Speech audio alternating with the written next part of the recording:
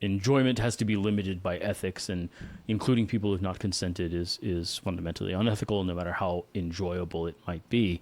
Any more than maybe to be super hot to parade my sub around in public naked on a leash, but that would be unethical. Wait, you don't for do me. I do not. Just for the record. Our question today is from Kirsten, who says that she struggles with knowing how to address her dominant in public with other people around. When they're together alone, she calls him daddy or sir exclusively, and saying her dominant's actual name feels strange. However, when they're out with friends or even just a grocery store, she has to catch herself from calling him daddy, and the occasional time she's called him that with friends around has resulted in much embarrassment. I think we can all relate to this question. Yeah, for sure. What are your initial thoughts? No, for sure. It's very natural. This is your intimate partner. You're used to interacting with them in a certain way. It is very difficult. I think this is one of those challenges where, depending on who you're with in terms of your friend group or so on and so forth, it does help to be a little bit out. Now, it's not everybody's bag of tea. Not everybody can be or wants to be in any way outed as a dom sub couple. Not in Bible class. Right, exactly. There are certain contexts where you may be socializing and may not want to be outed per se.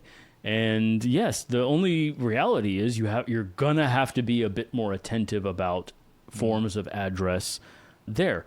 Now, there are some things you can do if you want to, and I've never really done this or tried this, but I've talked about it a little bit with friends or potential subs or whatever, where, there are certain sneak arounds sometimes where if she's Latina, she can call you papi, and you can pretend like it doesn't have the sexual context because it's culturally different. And in similar ways, are there ways of deculturating certain words? So how do you introduce your partner? This is an extreme example and not something I would recommend, but just to give the flavor, if you go to a work party and he doesn't introduce you as his girlfriend, he introduces you as his executive assistant, then you calling him sir suddenly doesn't seem odd. Daddy would be odd, right? But sir would not. Now, that's a bit of a challenge, and I'm not sure, I, again, would not recommend, but that's an example of how changing the culture of the situation changes the interpretation of that framework. Now, if he's introducing you as his girlfriend, the modern culture is not going to be super forgiving of terms of honorific terms of address, but using his name is one. There are, even within that, he could come up with a dom name. So obviously, here on this podcast, I go by Athos. That's my persona kink name for anonymity purposes. And so calling your boyfriend Athos and just saying, oh yeah, that's his nickname, whatever, it's what I call him, whatever, that would be a way of honoring that. So it does take some creativity, or it just takes some bit of constant attention, because it is an issue where, hey, we're in public, we got to be a little attentive about how we address each other. Yeah, no, for sure. There's perhaps no great, easy solution to this. You have to maybe pre-negotiate it. This definitely is one of those conversations that I don't hear talked about as often as I would expect in BDSM forums. Is that, okay, we have this intense dynamic, it might even be master-slave, and then you're out in public and like your slave just calls you Bill, which is your normal name, right? Whatever. Not that your name is Bill, just as an example. It'd be awkward if it wasn't your name, actually. That'd be even worse. But, workarounds could be babe, right? Like instead of saying master or whatever, you could just call him babe. The reason I think it's important to talk about is that there's almost something disrespectful with just not addressing you by any kind of title if it's not your name. If you're just talked to by your, if the submissive just starts talking and they're like, they hope that you're listening or looking at them and they understand that you are the one who's being addressed, then it becomes a little bit awkward. And it almost seems a bit inauthentic. You need to have a non-kink address for each other. Babe is a very common one. I don't think anyone would object in any or my dear, even some sort of a honorific that is not subjugating, that does not seem demeaning to people who don't know what's actually It's interesting. going on. It's interesting that you raised that. I think there's a lot to talk about there. Well, Even just to complete that Oh, thought, sure. but the other reason it's problematic, there may be some people who just are okay with calling each other by their kink names. So a submissive might call her dominant daddy or sir or master in a grocery store or a restaurant. The problem with that then is that if there are people that are around that witness that, you're now pulling them into your dynamic in some way. They have to react to what they just heard, and that seems a bit violating of people who have not consented to witness this dynamic. And let's not fool ourselves that there's something about like being called daddy in public that the dominant may actually enjoy, or like, yes, let everybody know I'm your daddy, right? Sure. And then you are forcing other people to witness the dynamic in ways that I don't think are entirely ethical. So that's why I think it's important to make sure you don't force the gap your between dynamic. enjoyment and ethics there. Yeah. Sorry, I didn't mean to cut you off. No, go ahead. Yeah, I totally agree with that. I think we can just be in total agreement that the enjoyment has to be limited by ethics, and including people who have not consented is fundamentally unethical, no matter how enjoyable it might be. Any more than maybe to be super hot to parade my sub around in public naked on a leash, but that would be unethical. Wait, you don't for do that? I do not.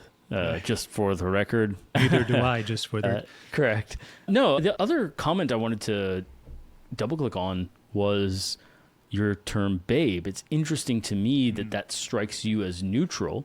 To me, that strikes me as diminutive. Baby is a diminutive childhood form. I think that's why it's used as a term of affection. And part of the interest of a dynamic is that I may call her little girl, I may call her baby girl, but she calls me daddy, at least in private. And so if I'm calling her baby girl, then calling me babe, for me personally, is a little too close for comfort. So sweetheart is probably okay with me. That's, to me, more neutral. If I had my dream, I would try to figure out a term that was still somewhat dominant. My liege. My liege, exactly right. Actually, so one example, so bear, for instance, having bear be my sort of nickname, that was in one relationship where I've always kind of identified with bears in some sense, and I'm significantly bigger than my partner. I had more hair then, so maybe the moniker doesn't quite fit.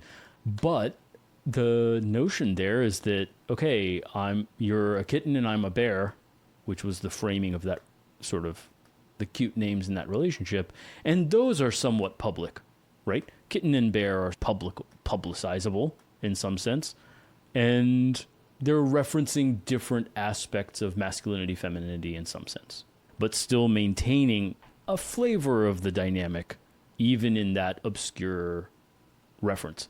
So I do think there are ways of getting creative. I wouldn't love babe. You're totally cool. And if your mental framing of it is that it's neutral, then yeah, that's fine too. It's a term of endearment, but I would still want more than neutral given my total choice. How many of these labels are so individual sometimes? So sure. So when I say babe, I was actually referring to the submissive calling me a babe, not the other way around.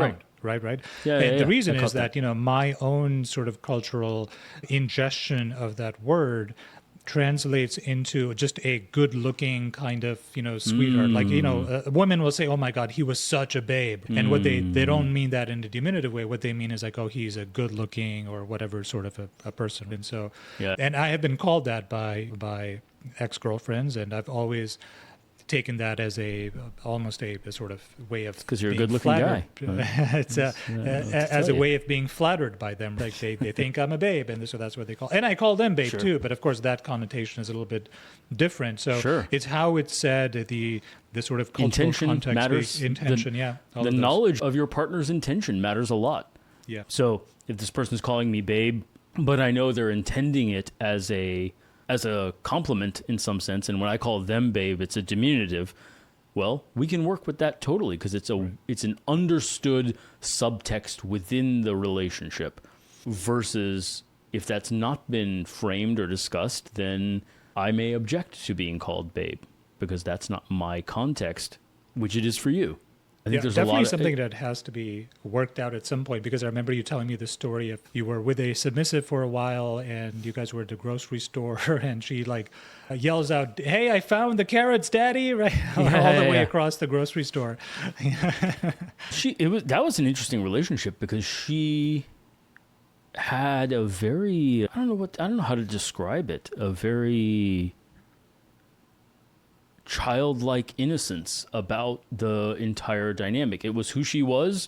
She truly saw no reason to be ashamed of it and was almost like confused as to why we had to, like, I don't understand why this is an issue. Like there was almost a true sort of like, there's nothing wrong with this. Like, this is who I am. Why would that be bad? And it was interesting to meet someone who had so little persona about being in a dynamic. And she was Latina, so I think the translation from Poppy, she was strongly bilingual, very clearly. So I think that also did play a role specific. She didn't call me sir or master, like, in public, but Daddy felt very natural to her to a degree that I found a little bit uncomfortable, but she found completely natural and normal.